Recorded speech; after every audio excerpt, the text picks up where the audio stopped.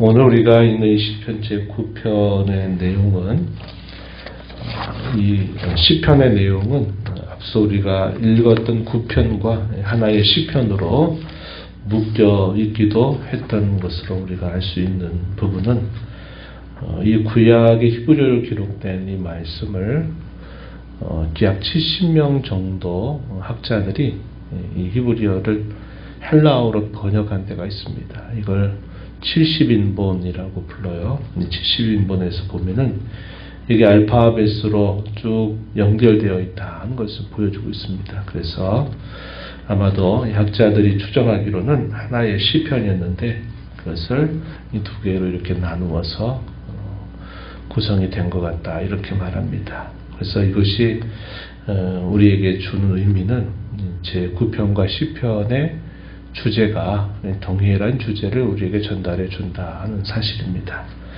우리가 어제 읽었던 이 9편의 내용에서는 과거에 하나님께서 자기 백성들에게 베풀어 주셨던 이 구원과 승리의 역사, 그리고 하나님은 앞으로도 여전히 영원하신 왕이 되셔서 그러한 일들을 계속 드러내시는 분이다 하는 확신 속에서 자신이 처해져 있는 현재 상황 속에 악인들의 그러한 공격으로부터 여전히 자신을 구원하시고 승리하게 하신다 하는 것을 강구하는 내용을 전달해 주고 있습니다. 오늘 우리가 있는 이 시편의 내용에서도 그와 비슷한 의미를 우리에게 전달해 주는데, 이 시편의 중요한 반전은 우리가 읽은 말씀 중에 12절에 가서 보시면은 이렇게 다윗이 하나님 앞에 간구한 내용입니다. 12절에 보면 여호와여 일어나옵소서, 하나님의 손을 드옵소서 이렇게 표현했습니다. 15절에서는 악인의 팔을 꺾으소서, 악한 자의 악을 더 이상 찾아낼 수 없을 때까지 찾으소서 이렇게 말해서, 이것이 그가 여러 상황 속에 특별히 많은 악인들이 의인들을 박해하고 시련을 당하는 중에 하나님 앞에 간절하게 올리는 이 기도의 골자가 바로 여기 우리가 읽은 이 12절, 15절에서 그 핵심을 이루고 있습니다. 일어나옵소서, 손을 드옵소서라고 하는 이 표현의 의미는 지금 상황 속에서는 악인들이 계속 득세하고 의인들이 그들로 인해서 심각한 박해를 받고 있는 상황이고, 이 악인들이 얼마나 당당한지 하나님이 보시지 않는다, 그들 마음속에는 하나님에 대한 두려움이 하나도 없다 하는 것을 공공연하게 말하면서 소위 신성을 모독하는 말들을 뱉어내면서 계속적으로 의인들에게 박해를 가하고 있는 그러한 자들이 나타나고 있다는 겁니다. 그런 상황 속에서 하나님이 왜 가만히 계시나이까? 하나님이 왜 마치 부재하시듯이 하나님이 기다리시나이까?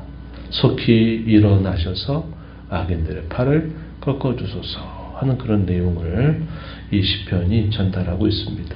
그래서 여호와여 일어나소서라고 하는 이러한 간구를 본문 속에서 간절하게 하나님 앞에 기도하고 있다 하는 것을 보여주고 있습니다. 당시 이 악인들의 이 교만한 행태와 의인들에 대하여 박해하는 행태에 대해서는 이제 우리가 앞부분에서 확인해 볼 수 있습니다. 2절 가서 보시면 악한 자가 교만하여 가련한 자를 심히 압박합니다 이렇게 말합니다. 교만하고 심히 압박하는 그런 자세를 취하고 있다 이렇게 표현했고, 3절에서는 그의 마음의 욕심을 자랑하며 탐욕을 부리는 자는 여호와를 배반해서 멸시한다, 여호와를 멸시한다 이렇게 표현했습니다. 또 그들이 공공연하게 하는 말은 4절에 보니까 여호와께서 이를 감찰하지 아니하신다 이렇게 말했고, 그의 모든 사상에 하나님이 없다 한다 이렇게 표현합니다. 자기의 생각 속에는 하나님이라고 하는 분은 아무런 생각도 없다. 나는 하나님에 대해 관심도 없다. 하나님 실제로 존재하기는 하시는 거냐? 이렇게 말하면서 그 하나님을 두려워하거나 하나님을 생각하는 것이 하나도 없다. 이렇게 공공연하게 말을 뱉고 있는 겁니다. 또 6절 가서 보면 나는 흔들리지 아니하며 대대로 환난을 당하지 아니하리라고 공공연하게 말한다고 이야기합니다. 나는 그 어느 누구에 의해서도 나는 흔들리지 않는다. 내가 환난을 당하는 일은 없다. 이렇게 공공연하게 말하면서 그들의 이 교만하고 또 신성을 모독하는 말들과 함께 그들이 계속적으로 취하는 자세는 하나님이 없고 하나님을 오히려 대적해서 하나님 믿는 자들을 향하여 온갖 악을 감해가고 있는 모습을 보여주고 있습니다. 7절에서 보면 또 이렇게 말해요. 그의 입에는 저주와 거짓과 포악이 충만하고 그의 혀 밑에는 잔해와 죄악이 있다. 이렇게 말합니다. 마을 구석진 곳에 앉아 은밀한 곳에서 무죄한 자를 죽이고 가련한 자를 엿보고 있다. 이렇게 말하고 있습니다. 또 11절에서 그들은 또 뭐라고 공연하게 말하느냐? 하나님이 잊으셨고 그의 얼굴을 가리셨으니 영원히 보지 아니하시리라. 하나님은 감찰하지 않으시며 하나님은 보지 않는 분이다. 이렇게 말하면서 하나님이 계시다면 한번 어떻게 해봐라 하는 식의 이러한 악한 태도를 가지고 의인들을 계속 박해하고 있는 이런 모습이 묘사가 되고 있다 하는 것입니다. 보통 태도가 아니죠. 그들이 하나님에 대하여 공공연하게 비난하고 저주하고 하나님의 존재를 부정하면서 악을 온갖 포악들을 다 행하고 있는 그런 모습이다 한 겁니다. 의인들은 이러한 상황들 속에서 어떻게 되는가? 혼란을 경험하는 겁니다. 1절에서 그렇게 시작했어요. 여호와여 어찌하여 멀리 있으시며 어찌하여 환난 때 숨으시나이까? 여호와 하나님 왜 멀리 서십니까? 왜 환난 때 숨으십니까? 그의 마음에 느끼는 그 고통이 이렇게 표현되고 있다 한 겁니다. 뭘 지금 느끼고 있는 거죠? 하나님이 마치 부재하신 것처럼 하나님이 이 모든 상황들을 방관하시는 것처럼 하나님 왜 이렇게 가만히 계십니까? 라고 탄원을 올리고 있는 거죠. 하나님을 향하여 호소하고 있다 하는 것입니다. 그래서 이러한 상황들을 하나님께 말씀을 드리고서 우리가 읽었던 12절 15절에서 여호와께서 이제는 일어나 시옵소서 악인들의 발을 꺾어주소서 이렇게 말합니다. 그러면서 그렇게 하나님 앞에 간구하면서 하나님을 향한 그의 분명한 고백이 뭐라고 표현되느냐? 16절에 보면 여호와께서는 영원 무궁하도록 왕이십니다. 이렇게 말합니다.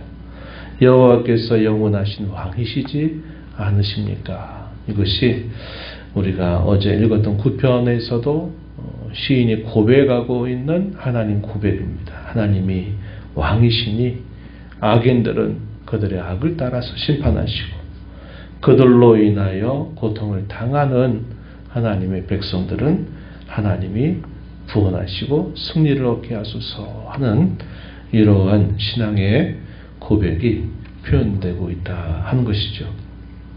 하나님께서 지나간 과거 속에서 이방 나라들을 다 주의 땅에서 멸망시키셨다 하는 사실을 이어서 고백했습니다. 16절 하반절 이렇게 표현했어요. 하나님이 왕이셔서 지나간 역사 속에서 모든 악인들이 하나님 백성들이 살고 있는 그 땅을 침범하지 못하도록 그 땅에서 다 멸망당하게 하셨다는 사실을 고백했어요.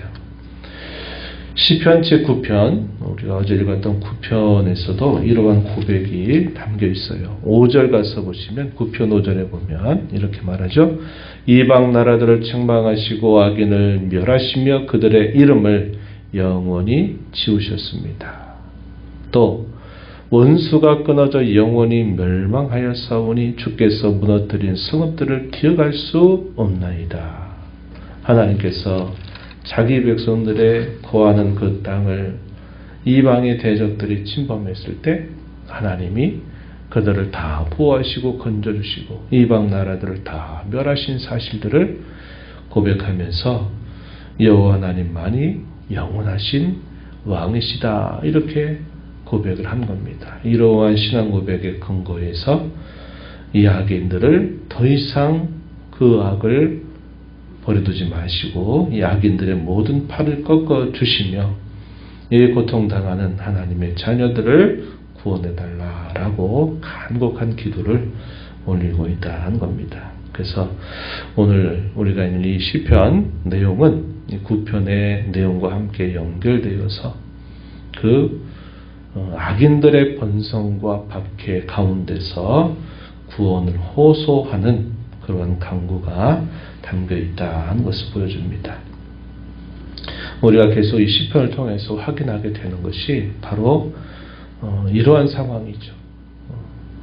하나님의 시간, 하나님의 때를 기다리게 하시는 그런 하나님 손길을 보여주신다 하는 겁니다. 우리가 어제도 그런 말씀을 시편을 통해서 함께 나눴어요. 원수들의 공격이 계속 될 때 하나님 언제까지입니까? 자신이 범한 죄로 인하여 그 죄로 인하여 고통에 짓눌려 있을 때 하나님 언제까지입니까? 이렇게 또 말이죠. 악인들 앞에서 하나님을 의지하고 있는데 그 의지하고 있는 그때 얼마나 더 기다려야 되느냐 하면서 하나님 언제까지입니까? 이렇게 또 하나님 앞에 부르짖는 성도의 모습이 표현되고 있어요. 오늘 우리가 있는 이 시편에서도 하나님 언제까지 이것을 그대로 두시렵니까? 이 악인들이 이렇게 하나님을 향하여 멸시하고 조롱하고 하나님을 믿는 자들을 이와 같이 박해하고 있는데 하나님 언제까지입니까? 이렇게 외치면서 하나님이 누구이신가를 고백하는 신앙 고백 위에서 하나님 우리에게 다시 구원의 손길을 베풀어 주시고 악인들을 심판하시옵소서 하는 이러한 간구를 올리고 있다는 겁니다. 악인들이 이렇게 계속 공격하는 그 목적이 어디 있을까요?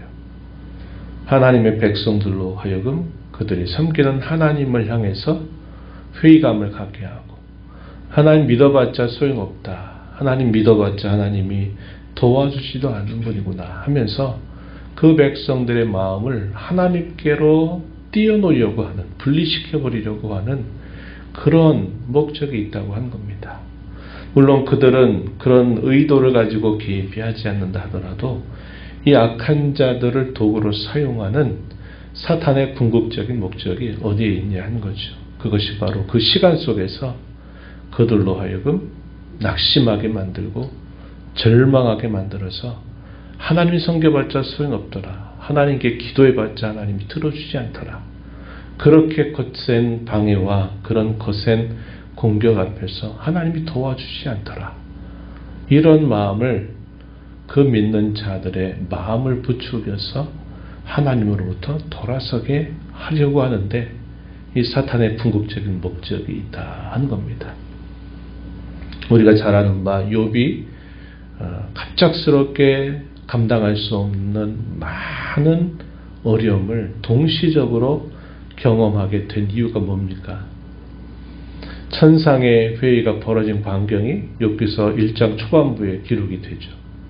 그러면서 뭐라고 말합니까? 하나님은 동방 가운데 욥과 같이 나를 경외하는 자가 없다라고 이렇게 말씀을 하셨고 사탄 하나님께 반문하기를 하나님 욥이 그렇게 하나님을 섬기는 데는 분명한 이유가 있지 않겠습니까? 그 이유는 하나님이 범사에 그의 모든 삶의 울타리가 되어주셨기 때문입니다. 많은 복을 주셨기 때문입니다. 만약에 하나님께서 주셨던 것들을 한번 거두어 버리신다면 욥도 별 수 없습니다. 그러면 그도 하나님을 욕하고 하나님께로부터 등을 돌릴 것입니다. 이렇게 사탄이 하나님을 향해서 반문하죠. 하나님이 해봐라 그러는 겁니다. 그의 생명은 건드지 말고 네가 해봐라. 사탄이 뭐 했어요? 이제 온갖 수단들을 다 강구해가지고 욥을 친 겁니다. 그의 소유를 한꺼번에 다 빼앗았죠. 사랑하는 자녀들까지 데려갔죠. 또 하늘에서 자연재해 같은 그런 기이한 현상들로 인해서 저주를 받는 것처럼 그런 큰 번변을 한꺼번에 당하게 합니다. 그게 다 누가 한 일입니까? 사탄이 허락한 거. 사탄이 그 일을 부추긴 겁니다. 뭐하도록? 하나님에게서 이욥의 마음을 끊어내기 위해서 그렇게 한 겁니다. 욥이 그렇게 그 시간을 기다리는 동안 말할 수 없는 영적인 고통과 육체적인 괴로움, 죽음의 위협을 느끼면서 계속 그가 붙들고 있는 게 뭡니까? 나는 하나님까지 붙들겠다는 거예요. 나의 구속자는 살아계시다라고 말하는 겁니다. 그래서 그가 하나님을 끝까지 붙들어내요. 영혼의 진통을 겪어내면서도 하나님을 붙들게 됩니다. 하나님의 시간이 다가왔어요. 하나님이 그의 때가 됐을 때 모든 상황들을 다 반전해서 결국 모든 과정들을 처음보다 더 낫도록 하나님이 회복시켜 주시는 그런 역사가 있다는 것을 욥은 우리에게 보여주고 있습니다. 시간의 문제다 이 말이죠. 그 시간 속에서 사탄은 결국 쓰러뜨리려고 하는 마음, 하나님을 향하여 등을 돌리게 하려고 하는 궁극적인 목적을 가지고 악인들을 대거 수단으로 동원해서 그들로 하여금 계속 압박하는 겁니다. 하나님과 그들을 끊어내기 위해서. 그러나 성도들은 그럴 때 어떻게 됩니까? 끊어내려고 하는 많은 유혹 앞에서 도리어 성도는 고통 가운데, 진통 가운데 어떻게 하느냐? 더 하나님을 의지하고 하나님을 붙드는 사람들이다 하는 겁니다. 오늘 우리가 읽은 본문에서도 뭐라고 기도합니까? 내가 주님을 의지합니다 라고 고백합니다. 14절에 중간에 보면 이렇게 말해요. 외로운 자가 주를 의지하나이다. 주는 벌써부터 고아를 도우시는 이 신이다. 이렇게 고백합니다. 이 상하리만큼 성도는 그 자체로서는 대단히 연약하고 또 많은 어려움을 당할 때 어떻게 할 수 없는 고통 중에 있는데도 그래서 하나님 앞에서 그의 마음을 끊어낼 것 같은데도 이 상하리만큼 성도는 더 그것 때문에 하나님을 붙들고 의지한다는 겁니다.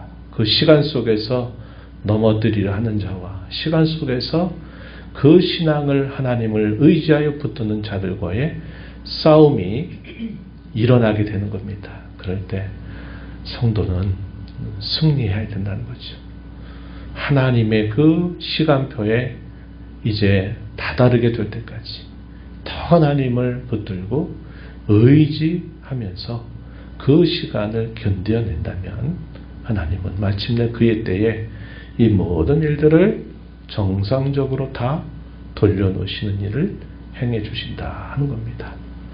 그래서 하나님은 이런 많은 역경과 고난과 원수들의 공격 속에서 성도들로 하여금 하나님을 더 깊이 의지하는 법을 끊임없이 가르치신다 하는 것을 우리는 경험하게 되는 겁니다. 하나님은 결코 부재하시거나 하나님은 멀리 계신 분이 아니시고 하나님 모든 것들을 방관하시는 분이 아니시고 하나님은 언제나 우리의 곁에 계신다는 사실을 우리는 언제나 믿음으로 고백해야 됩니다. 그리고 하나님은 그에 대해 반드시 이 모든 상황들을 역전시켜서 정상적인 상태로 하나님은 돌려주시는 그러한 은혜로우신 하나님이시다 하는 사실들을 우리가 기억하고 우리가 어려움과 또 우리가 또 많은 고통 가운데 있다 생각될 때에는 더 하나님을 가까이 붙들고 더 하나님을 바라고 의지하는